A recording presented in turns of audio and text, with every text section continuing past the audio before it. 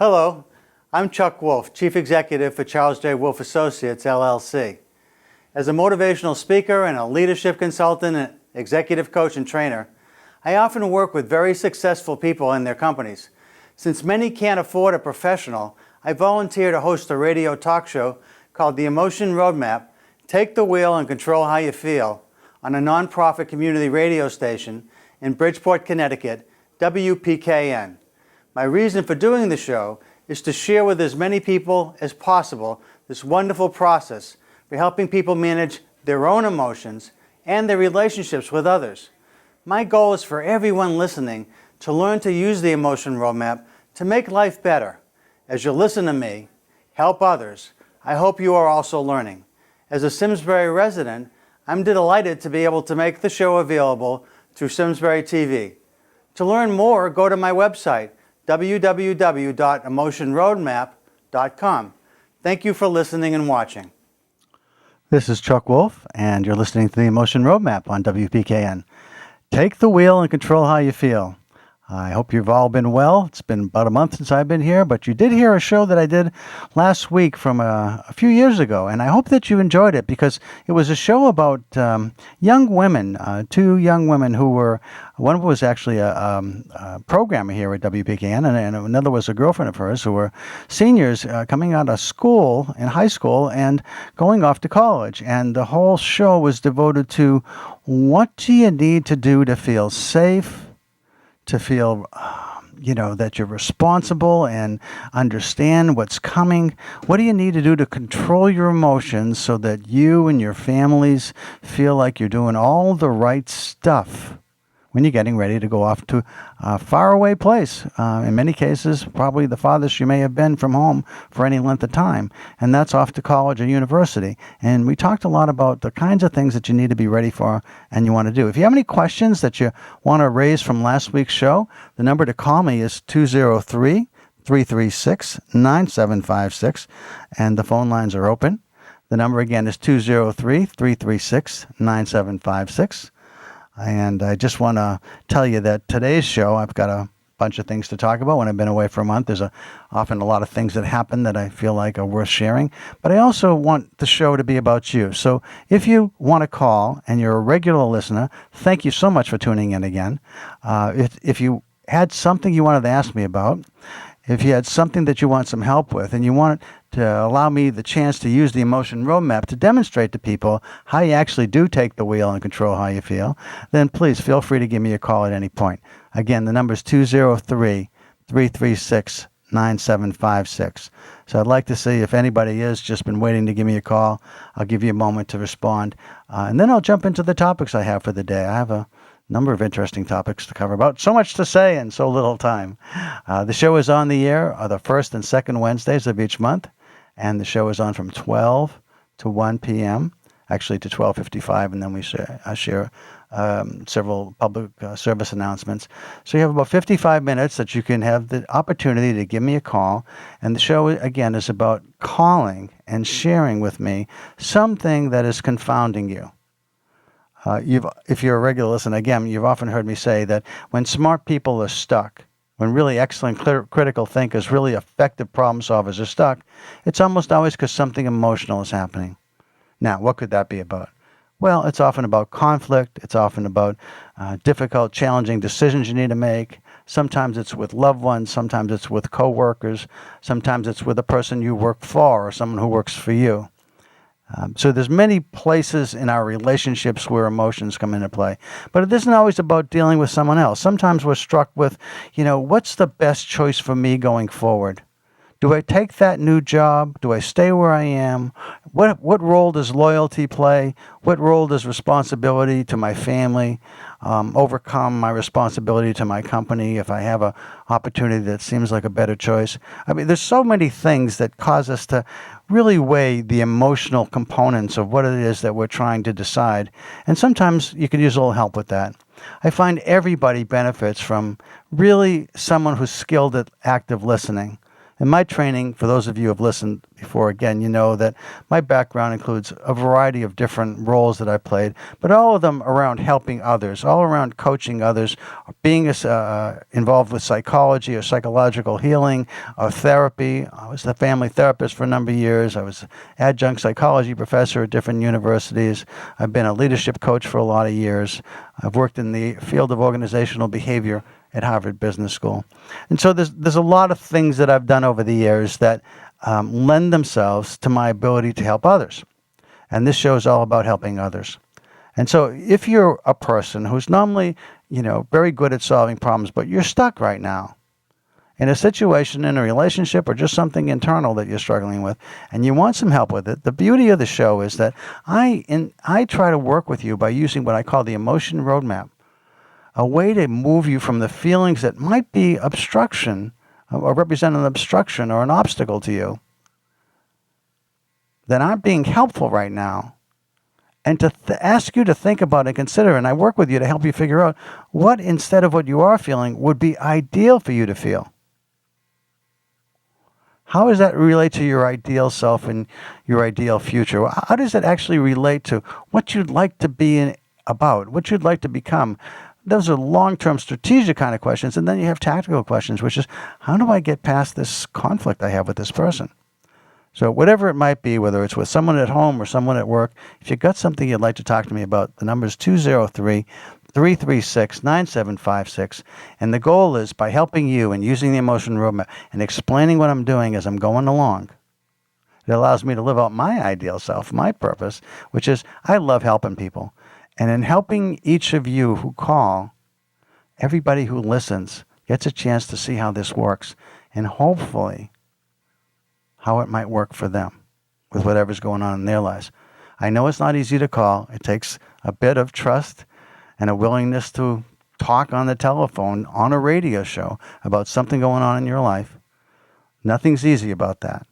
But at the same time, I have a lot of skills and a lot of experience and a lot of knowledge that I'd like to share with you in hopes of helping you directly, while at the same time helping everybody else that's listening. So if you're engaged and involved and you want to know more about how it works, and you got something that's on your mind and you want to share it, I'll give you another moment. 203-336-9756. Excuse me.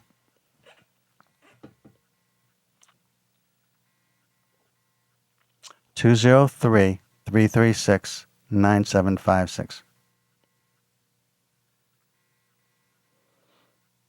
Sometimes I just have this fantasy that people are just waiting to call when I get back on the show. But I realize it's a long time between shows. It's once every 2 weeks, and it's once on the first and second weeks of Wednesdays at 12 to 1 p.m. So it might take a long time for you to wait if you got something pressing. But if you want to call, again, you're welcome to. And I love finding out from people, especially that I've talked to in the past, who I have helped, who something that we talked about on this show did make a difference. And if you got something that you can share like that, that's incentive for others to call in. It's also very rewarding for me to hear that somebody's got some help and it really made a difference in a meaningful way for them, because that's what I care most about. So 203-336-9756. Well, while you're thinking if you want to call, let me tell you a couple of things, or several things that I'd like to talk about today. One is, there's a person that I never met personally, but I did spend a lot of time researching about him a number of years ago, who passed away. His name is Lee Iacocca. Oh, got a caller.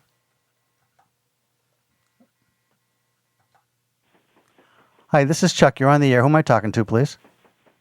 Hi, my name is Amy. Hi, Amy.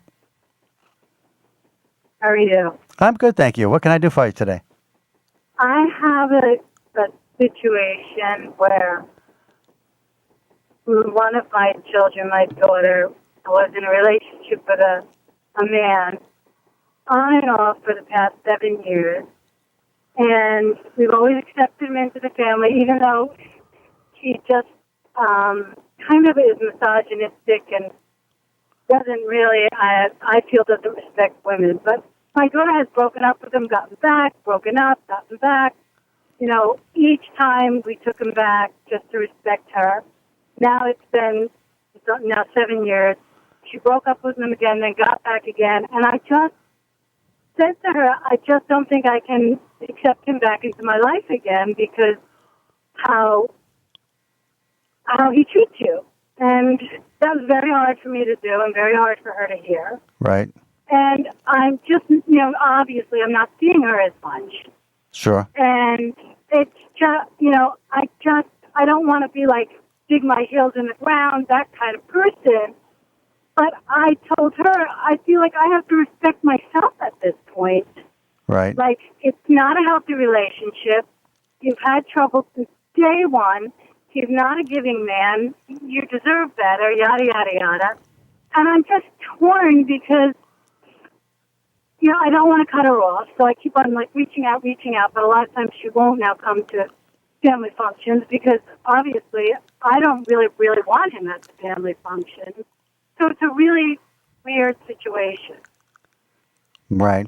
Amy, I think what you're describing is something that you're not alone, obviously, in experiencing. I think many people struggle with the people that that their children end up with, and wish that they'd had more of a role in helping them pick something, not something, but someone. And it's not so much the person as it is the health of the relationship. Anyone that seems to treat your children poorly, it's really hard to embrace and include in whatever it is you're doing as a family. And so I understand that. So you're torn between being compassionate and wanting to be supportive of your daughter and feeling like you just can't keep going through this roller coaster ride of dealing with this person who is back in her life and then out of her life, in her life, out of her life. So I certainly understand what you're going through, and I'm sure you must know you're not alone in this, right? Right. Right. So my guess is you've thought about this a lot and you've tried a lot of different things. So let me just ask the obvious: has your daughter ever sought somebody out for help to see about what's going on with her? Yeah, that's the stage that right now I just keep on looking up, therapists near her, giving her numbers, because the last thing she was supposed to come to by herself, she didn't come because she said she was anxious, and it just was so not like her, even just to come by herself. She always used to hang out with us all the time, so I felt like maybe he's putting this weird kind of pressure on her, like, well, if you can't be with, I can't come, then, you're not going, that kind of thing. I even talked to the boyfriend about it. I said, just let her come until we work our own stuff out. He claimed she didn't have influence on her, which was, that's horrible. Of course, we all influence each other. Right. I think my main thing is I just want to do the right thing. Yeah. And I know, I don't want to cut, I don't want to alienate her because I think he's already alienating her enough. Sure. Well, let me ask you this. What do you think the right thing is? For me, the right thing is still keeping in touch with her, like meeting her for lunch, doing being available for her. But, it's not cool. I don't know. Right now for me, the right thing is where I'm at. But up the road, I hate that she's at the point where I'm not going to come if he's not invited, kind of thing. Meanwhile, he never came to anything when he was invited, so that's a real thorn by side. So it's a really sticky, horrible situation. Well, that's interesting. So you don't want to invite him, but when you did invite him, he didn't come anyway? He didn't. He really, okay. So many times, it was horrible. Big plans with him, involving all different siblings, my mom when she was alive, lots of always accommodating him. Right. And he would, he can't this, he can't come, he has to work, he has a stomach ache. So and we're talking 7 years. But I don't know. So I'm hoping maybe she does, start talking to somebody and seeing the light. I hope, of course, again, she's going to break up with him, but, should I accept him back? Because each time I do, she breaks up with him. I don't want it to be like this thing, my mom and dad don't accept him now, and of course, so I'm going to stay with him kind of thing, like that teenager mentality, even though she's a grown woman. It's not. It's So let me share a couple of thoughts, Amy. That 'cause I think I can be helpful a bit here. So okay. on the one hand, it sounds like the feelings you're having are disappointment that your daughter can't seem to move on, upset that you don't really have a clear handle on what you should or shouldn't do, and the upset I think is tied to if you invite him back into your life, are you enabling this situation, which sounds really Right. awful? And the flip Right. side is if you don't allow him back into your life, are you turning your daughter away and then causing her to suffer even more? And that's where Right. the confusion comes from. Does that sound right? Yes. So the feelings that you want to have, and this is how this roadmap works, is you want to feel like you're still compassionate and engaged and supportive of your daughter. You'd like her to see the light, but you can't make her see the light. Right. And so somehow you want to find this balance, which is nothing, there's nothing easy about this balance between how do I allow this guy some room in my life without allowing him to disappoint me and her all over again? And how do I even tolerate when I see him, handling her poorly? And so how do I support him coming and being with us when that's going on? Right. So some part of me says that in order to feel, satisfied and calm around this, you need a plan that at least makes some rational sense to you. Sound right? To him? No, a plan that makes rational sense to you. Yes. So here's what I think might be helpful, and just see how this feels to you in terms of getting the feelings you want. I think closing him out, with the result being your daughter seeing you less and less, is not an effective strategy. Does that make sense by itself? It might make sense up the road, Time will tell. Okay. Well, my point is, I think the less your daughter feels like she has some place to fall back that's safe, because she feels like she can't go see you because she knows when she goes to see you, you're so upset about the I don't know if it's a husband now, but the relationship, that she's pulling further and further away from you, and that's not Right. good. That's not good for Right. you, and that's not good for her. Right. So with the risk of thinking that you still might be enabling her to have this relationship, I think you can have the relationship with her, and especially if you invite him with, and this is the key, Amy, for this to make any sense at all rationally for you to be able to think that this might be helpful, is have no expectations. I mean, don't have terrible expectations of him being evil to her, but don't have any high expectations that this is ever going to be good. But realize that the only reason for allowing this guy in your life has nothing to do with your expectations about him. It has everything to do with you being as supportive as you possibly can for your daughter. Mm-hmm. So it's nothing to do with him. You're not doing anything for him. But if your daughter feels like he can be invited, but he still chooses not to come, she'll be back more in your life like before. Mm-hmm. It allows you the chance to influence her without being really negative about him. But I think what she needs, often people who go into relationships like this are suffering from a deficit of self-esteem somehow, some way, somewhere that happened to her. Definitely.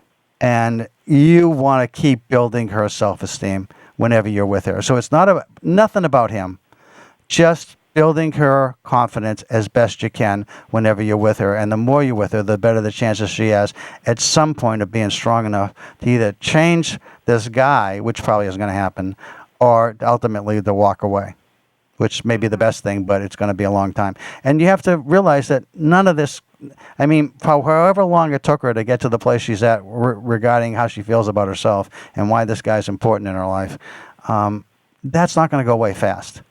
But the best that, again, hopefully this feels good to you, even though it's a struggle. The best you can do is to allow this guy back in if he wants in, and if it's important to your daughter, knowing he'll hardly ever be there anyway. Never saying a bad thing about him, not talking about him, because when you do talk about him, all it does is make your daughter feel worse and worse about herself. Mm-hmm. and just constantly finding ways to build her self-esteem about other things in her life that are going on, about how you feel about her, about how you see her. And hopefully at some point she starts to see herself that way and feel strong enough to move out of this relationship. Yeah. Yeah. Not easy. Hard, very hard. That's why I'm saying it has to be a plan that you believe has a chance of working, not something that, I'm just telling you because I'm an expert and I'm supposed to know. I think it's based on some expertise, but it only works if you believe that you can live with this and you really think this is the best choice, not just for your daughter, but for you too. Right. I don't know. Does that help? All right. Well, thank you. I wish it was easy. I wish there was something I could say that was easy. Yeah. It's not. And the thing is, it's not even that I put the blame on him. It's like this toxic, zero healthy relationship from the beginning, and it's just so sad that they're both drawn to it. And maybe if I have said this in the past 3 times when she left him, like maybe he's going to be okay with someone else. I know you're going to be okay with somebody else. So, but there's like this weird kind of horrible pull, and it's like he's like must be super duper manipulative or something. Well, I don't know what it is. If I did, I could write a book. But I do. I appreciate your words and. Well, see, I mean, if there's something that you believe might be helpful to you, think hard about what that could be, and then what you need to do so you could make this work. If I'm in your shoes, I hate what's happening with my daughter. I hate it. So my words are just words. And so how do I change it? And I think the only way you change it, the only chance you have of being helpful here is to work as hard as you can, whether it's the way I said or some other way, to build your daughter's self-esteem and make her feel comfortable and supportive with you. And that she's welcome with you. And if you start to see her, the reason I'm suggesting doing what I said is because I felt like in listening to you, she's pulling further and further away right now. Yes. And that's counterproductive to what you hope to accomplish. Right. And that's why I say, at some point, maybe she figures it out with this guy. Somehow they're filling holes in whatever each other. Sometimes we're attracted to people that fill holes in us somehow, make us whole. Yeah. And so somehow that's what's working for her. I think anything you might say about this guy is going to be detrimental to the relationship. So I would, if she asks you about him, and just say, look, you know how I feel. So I'd rather not talk about it. I'd rather talk about you and how important you are to me. And that's the way I'd address it. Yeah. All right. Well, I hope that helps somewhat, Amy. Thank you. All right, have a great day. Okay, you too. Happy July 4th. Bye-bye. Yeah, bye. Bye. Nothing easy when somebody's hurting your child, that's for sure. I know it's hard for me. It's easy for me to make statements about what you could do. Carrying them out and living through them when your child's being hurt is like really difficult. Anyway, Amy, thanks a lot for the call. And again, I hope you saw the concept is that when you're feeling a certain way and you want to feel a different way, you need a plan, some plan that makes sense to you that's going to turn things around. And you wish the plan would turn things around instantly, but the kind of thing that Amy called about it, that's going to take some time because whatever happened along the way for her daughter. By the way, a lot of girls, often suffer from a lack of self-esteem. It's unfortunate. So all those of you with young children, I think that you want to think hard about all the things you can do to make sure that you're building their self-confidence and that you're really working to reinforce with them how you see them in their best possible selves. I know it sometimes feels like when we're raising our children, we're being critical a lot because we always have to tell them when they shouldn't be doing something. But anytime you catch your child doing something right, if there's a chance to build and reinforce their self-concepts, their self-ideals, their self-esteem, all the things that you can do to build that are really important to make that happen. By the way, it's interesting. Many years ago, I read a book called actually Building Self-Esteem by a fellow named Donald Faulkner. And this is really interesting because a lot of times people in their religious beliefs and their religious teachings are taught not to brag, never to really speak about the things that they're good at. And yet what Faulkner was saying was that when parents offer up at the dinner table when all the family's sitting together about a moment that the parent is proud of something he did or she did, that reinforces in the children who are at the table that it's okay to be proud of something that you might do or that they might do. And it reinforces self-esteem. So sometimes I've talked with people when I was a family therapist about being a role model for their children. I know that you believe it's something wrong, conceited, arrogant, narcissistic even, to talk about yourself in a positive way and say things that you've done that really make you proud that you did. At the same time, your children hearing you be proud, feel proud, do something that makes you proud of yourself and hopefully them proud of you, reinforces the fact that they can do things and feel proud about themselves. So it isn't just about telling them what you're proud of. It's also being able to show that you have good self-esteem and that you have excellent self-confidence in your own abilities. Now, I'm not saying fake it if you don't feel that way, but around things that you do well, and we all do some things well, let your children know that you feel like you did them well that day or that week or whatever in the moment, so that they feel it's okay to feel proud about themselves.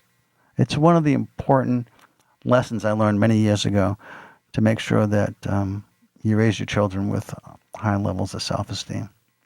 Or you do the best you can. Anyway, every child makes their own way. So they're not totally dependent on us and they're not totally independent of us. They're interdependent. And we influence them, but they choose their own path. So you can't be fully responsible, but you can certainly be responsible for influencing the direction this all takes. So hopefully that's helpful.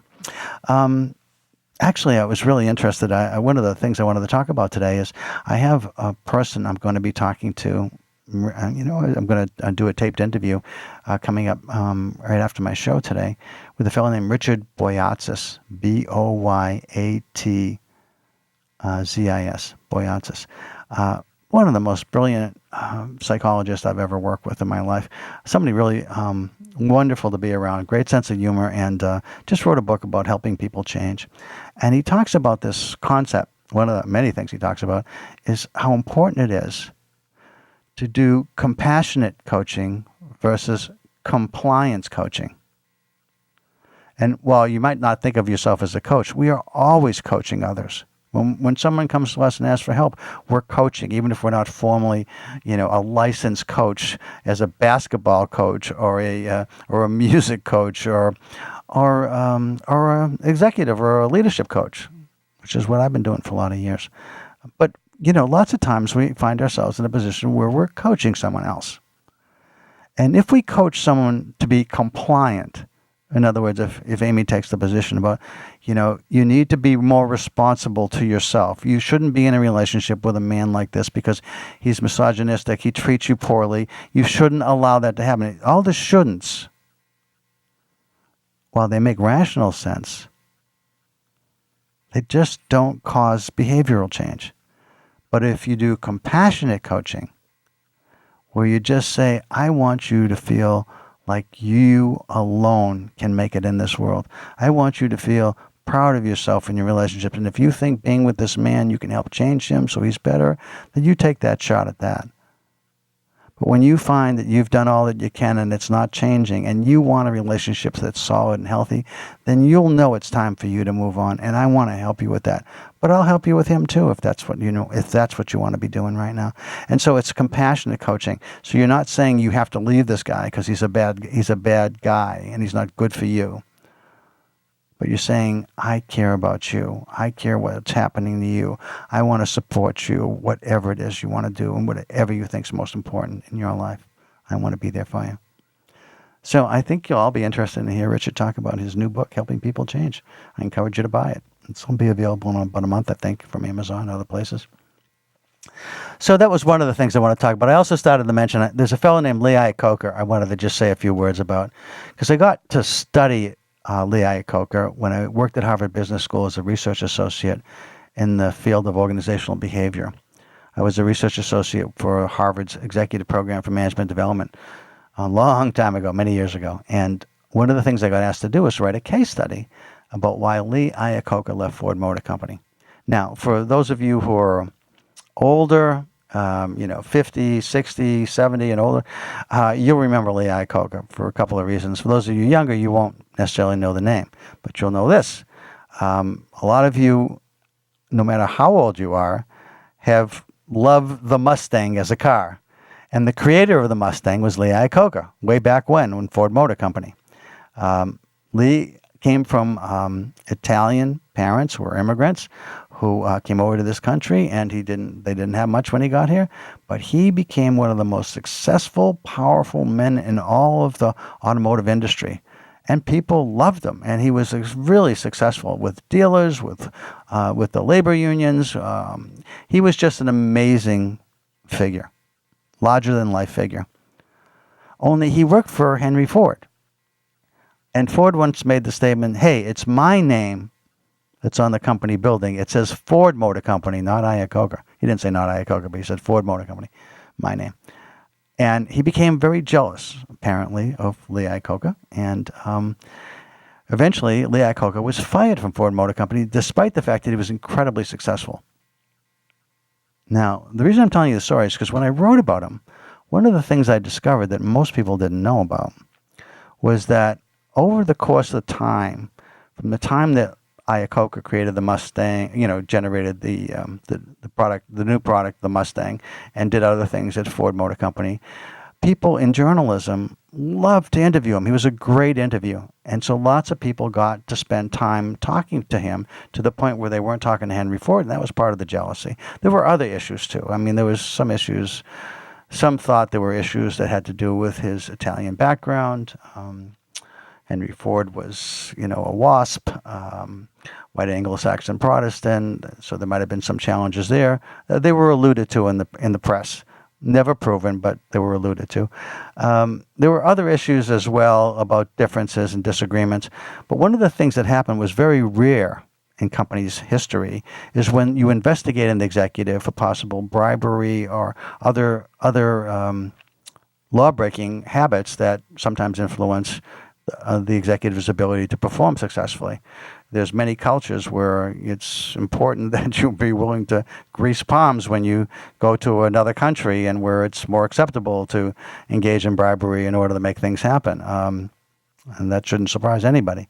So anyway, they investigated Lee Iacocca on several different occasions, and usually it's painstaking and it is incredibly stressful when anybody's looking at everything that you've ever done in your life, and it was really painful for him. And they never found anything wrong. See, it almost never happens that people get investigated unless there's evidence out there that's real. But in this case, Henry Ford just wanted to make life so miserable for Lee Iacocca because he didn't want him at Ford anymore. It's curious how owners of companies become jealous of the people that are making them all this money, but apparently that seems to be what happened, according to all the press that I read. Well, one of the things that wasn't available in very many of the articles that I researched was that Iacocca never talked about the stress that he was experiencing. He would come home every day and he would be buoyant when he was at the office. And one of the things he said was, I loved the view of the building I sat in at Ford Motor Company. It oversaw all of Dearborn, Michigan. I think it was the place that he was working at the time. And I loved the relationships with with the dealers. I loved the relationships with the workers, with the other executives. But every day I knew that Henry Ford wanted me out. And I couldn't tell anybody about this. And the only one I told was my wife. Well, I read that, and I've always been attuned to how people feel. It's always been part of what I've cared about in life. And so I thought, I wonder how this is making his wife feel. And so I wrote a little bit about it in the case that I wrote. But when I did the case and it was about to be published, I put it all together and I shared it with the professor I was working for, a fellow named Tony Athos, who was my mentor and one of the greatest minds on the planet, someone that I was very privileged to work with. And Tony looked at it and he said, this is very powerful. And we were going to use it for Tony's classes. But we shared it with both Lee Iacocca and with Henry Ford. And Henry Ford wrote a very nice note back to us saying he's really excited to read it. And Lee Iacocca never responded because I guess he was too busy to read it. But Henry Ford wrote back after he read it, and he said, if you ever use this case in Harvard Business School, I'll never contribute another dime. Because the case wasn't flattering to him. It seemed like he was not the good guy in this story. And again, I have no knowledge of what really happened between these two gentlemen, but these two individuals. I don't know if they were gentlemen, but what I do know is what the press reported, and I was able to, most of my information in the story I told came from press releases, from the Automotive News to local newspapers to sometimes the New York Times. But again, both these men were in the press a lot, so there was a lot to read and learn about. And so my story was based on the stories that I read, not my own personal knowledge. I didn't interview anybody from either of the companies to talk to them about this. But what was really fascinating to me, later, Lee Iacocca wrote a book, his first autobiography. Oh, by the way, Iacocca, for those of you that don't know, after he got fired from Ford Motor Company, they never found anything wrong, but Henry Ford just went to his board and said, look, I'm the owner of this company, and I want you to fire this man. And they fired him. He eventually was fired. But then he got a call from Chrysler. This was before Chrysler was, both European and an American company. But it was Chrysler. It was an American company at the time, and it was going bankrupt. And they called Lee Iacocca in to take it over. And Iacocca, this is a very famous story, went to the American government and said, look, I can save this company, and we will return your money, and we will give you interest on that money. And at the time, the government decided to support Chrysler. And then Lee Iacocca, very famously also, went to the union workers and he said, look, I know you want more than $20 an hour. I have lots of jobs, many jobs for all of you at $20 an hour, and no jobs at anything above $20 an hour. What do you want to do? And he had a lot of credit with the unions. People believed him. They trusted him. They didn't think he was just a charlatan trying to just be greedy and make more money for the executives. In fact, he didn't even take any money his first couple of years. He worked for Chrysler. I think he took $1 because he had to take something. And he turned that company around. He introduced the minivan. That whole concept of minivans was his idea. It saved Chrysler at the time. And he paid back with interest all the money that they borrowed from the American government. Really good story, actually. But he wrote a book when he was all done with all of that. And the book was his first autobiography. And in that book, he told the story of when his wife was the sole bearer of the news of how he was feeling every day, coming home feeling literally abused by this Henry Ford. I mean, this is what he wrote in his book. So again, I don't know to the extent that any of this is true. This is his version. This is what I read when I did the research in the papers. But I don't have Henry Ford's side of the story, so I want to make sure I say that. But when he wrote this, he said that I would come home and I would tell my wife every day about how I was feeling so abused and so unappreciated and disrespected. And, I never noticed it, but her shoulders sagged and sagged and sagged, and she died. And she died. And he felt responsible that he was bringing this terrible news home and not sharing this burden with anyone else. And he just shared it with her. And she's tried to be supportive of him. She never told anybody else. And she went to her grave with carrying this burden, helping him carry this burden. And he blames himself for that. He blamed himself for that. And he was a guy who took responsibility and was accountable. And he was an amazing guy, but he felt terrible about this one incident where this is how it played out. So one of the things, a reason I tell you that story is, first of all, I admired this man greatly.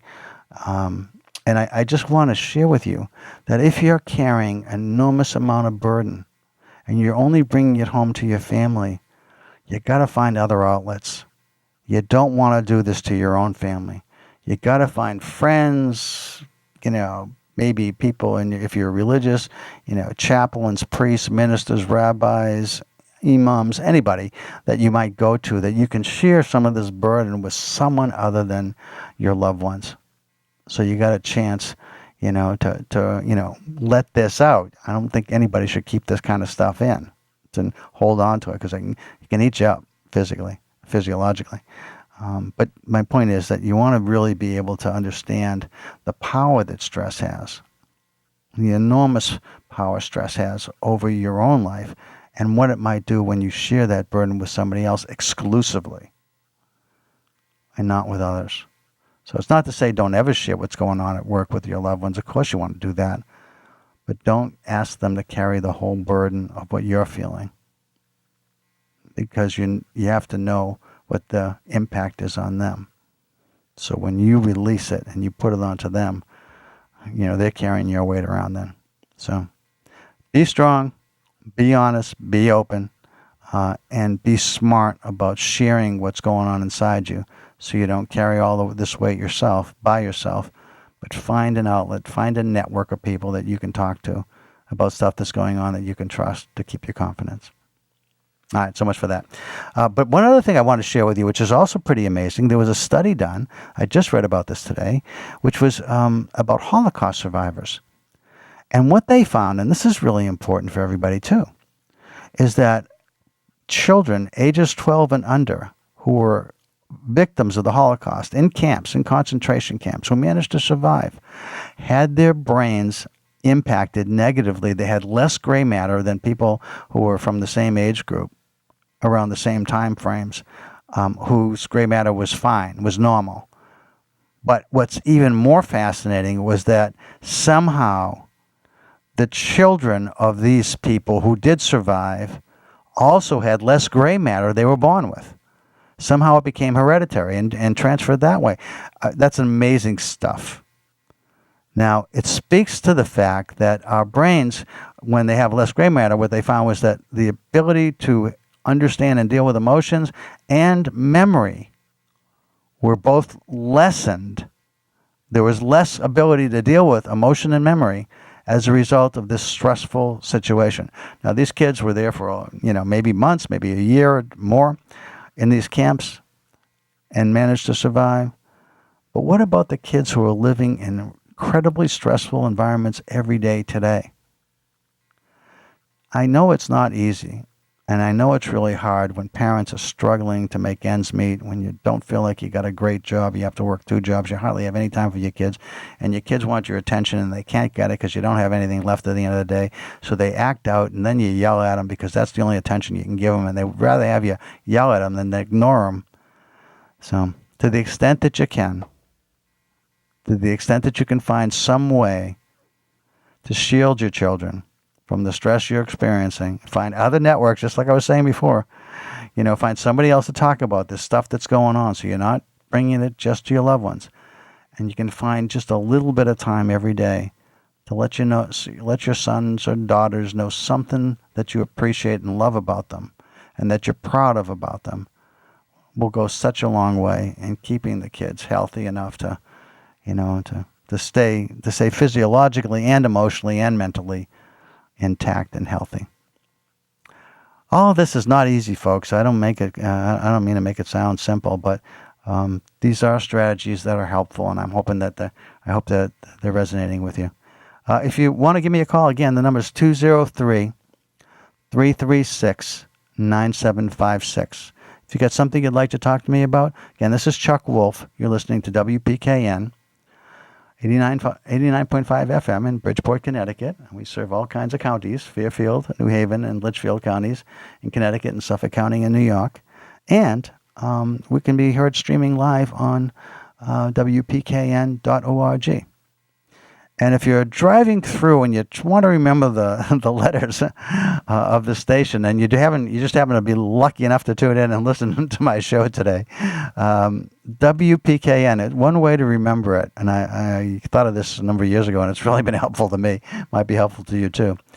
W is wallet, P is phone, K is keys, and N is need anything else? So every time I walk out the door of my home, I ask myself, I have my wallet? Do I have my phone? Do I have my keys? Do I need anything else? And when I ask those questions, I walk out the door with all the things that I need.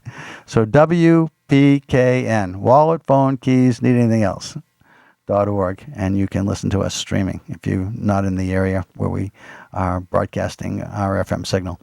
89.5 FM. And also you can listen to the show, my show, and the talk shows on podcasts. You can hear my show on SoundCloud. You can hear it on iTunes and on Stitcher, and you can also hear a number of my shows that I particularly like that I put on Public Radio Exchange, prx.org.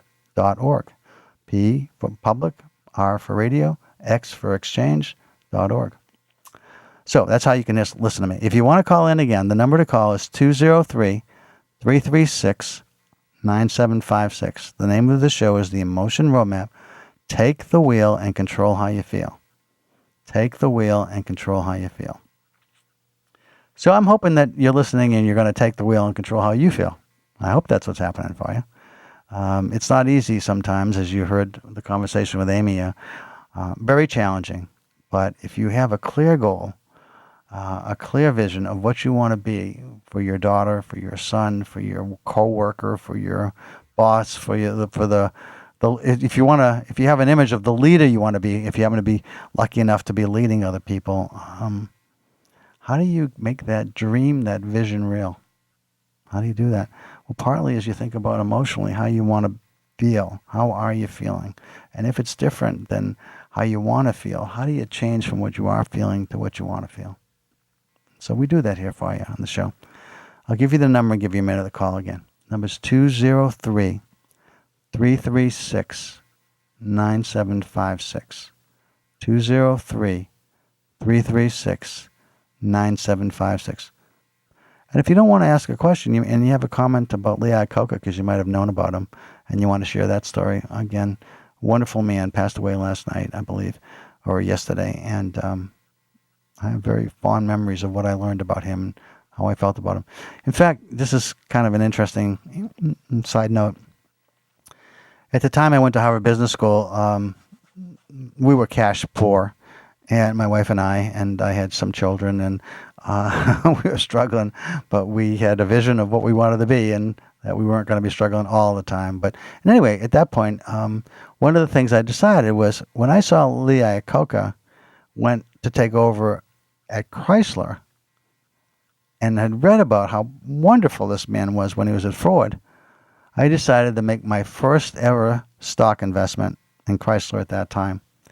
And it worked. It worked. I didn't know much about companies. I didn't know much about financial balance sheets and all that other stuff that people look at when they invest. But I believed in the man, and I believed in leaders. And that's some of the ways I've learned to invest over the years. But it was my very first investment. Very scary, by the way, if you've never invested before and you're doing it for the first time and you hardly have anything. As soon as your investment goes down, you feel like, oh my God, what did I do? And you want to sell. That's why the whole idea of, buy low, sell high. Well, that sounds great, but emotionally, it's really hard to do. It's really hard to do. You want to sell when you're panicking and it's going down, not when you think, well, I believe in this company. I'm gonna let it ride, even though it's going down right now. I think it'll come back. That's very hard to do when you feel like you only have a few dollars. But when you get to the place where you have a bunch of money, it's much easier to do that. That's why wealthy people often become wealthier, because you don't have to panic in the same way that somebody that's poorer might. Okay, again, the number to call is 203-336-9756.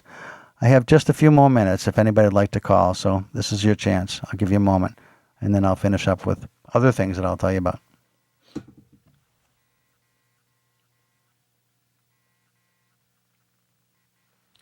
203-336-9756.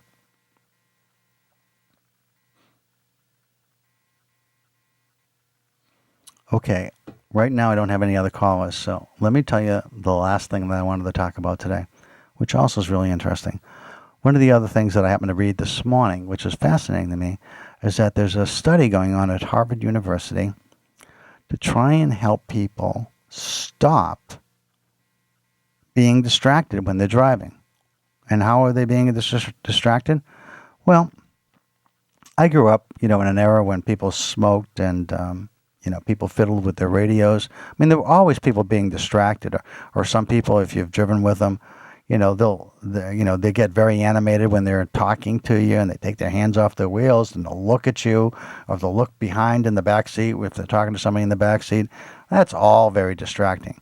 But there's been a really large increase in the number of fatalities and injuries with drivers hitting other cars and hitting pedestrians and hitting bicycles and hitting motorcycles because they're looking at their smartphones. Now, all of you who are listening, I'm sure, are thinking, geez, I do that myself. Or I've seen people do that. But I got it under control. I only do it just for a second. Or I just do it for my GPS. And, well, a couple things. One is GPSs, if you're going to use them, do it when you stopped, right? I mean, there's no reason to have to use a GPS when you're driving somewhere unless there's a passenger with you and somebody else can do it for you. But when you're trying to figure out how to work with your GPS or how to dial a number on your phone or how to read a text because you feel like I got to know what that person just texted me or that email that just came in or that Facebook or Instagram post, and you feel like you got to see it because it just came in and you just got to know. I mean, talk about addictive behavior. It's like some people just can't stop themselves. And yet there isn't a person out there that doesn't hear what I just said and worry about the fact that, hey, you know what? I'm scared to death that I might hit somebody because a couple of times I've just been lucky that I didn't. Whether it was a pedestrian or a bicyclist or a motorcycle or even the car in front of me because I wasn't paying attention. So this group at Harvard is going to be working with animators in Hollywood to see if they can create something that's going to somehow help people to break this habit of looking at their smartphones, no matter what's happening with their smartphone. I'll tell you something interesting. I mean, my guess is most of you today use seatbelts, but it wasn't always the case. In fact, still a few people I see every once in a while doesn't use a seatbelt, but for the most part, almost everybody is. Well, that wasn't true a long time ago, and it wasn't true for me either. Somehow, when I was a young person, even in I think it was my early 30s, I still didn't believe a seatbelt was the right choice. Somehow I thought that, you know, if you did have an accident and your seatbelt got jammed, you'd be stuck instead of, you know, the idea that a seatbelt protects you from being thrown out of the car and thrown into the windshield and all these other things. So let me tell you something that caused me to wear a seatbelt. And it was just one day in my life where I was at the time working for Exxon. I was working in leadership development for Exxon a number of years ago in Houston, Texas. And we were all asked to go to this meeting about driving safety and seatbelts. I thought, okay, I'll go. I went to the meeting, and there was a Texas Ranger who was at the meeting, and he showed us pictures of scenes of people who were not wearing seatbelt and their children at crashes where people were mangled and died. And he cried when he showed us these scenes. He cried. And he said, it didn't have to be this way. I was so moved by what I saw that since that day, all these years later, multiple decades later, I have always worn a seatbelt, and I won't drive anyone in my car who won't put a seatbelt on. I insist. I saw that one demonstration of real pictures with a Texas Ranger, a big, burly guy who broke down in tears as he recounted what he saw when he had to help pick the bodies out of the cars that crashed and didn't have seatbelts on. And I say to you, I'm trying to use this image myself to help create in all of you this image in your minds so that you never look at your cell phones when you're driving for fear that you'll be one of those people that a state trooper, will have to come and get and pick out of your car, or your children will be, or your passengers. So please, everybody, have a good July 4th, a happy holiday, and drive safe. Thanks, everybody. Hope you enjoyed the show. This is Chuck Wolf. You're listening to WPKN 89.5 FM in Bridgeport, Connecticut.